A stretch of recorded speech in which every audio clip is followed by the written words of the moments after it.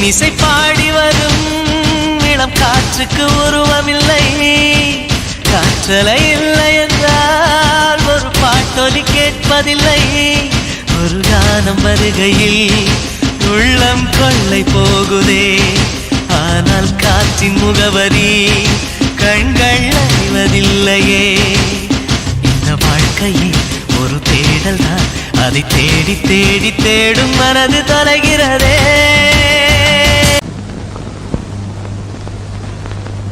சிக்கு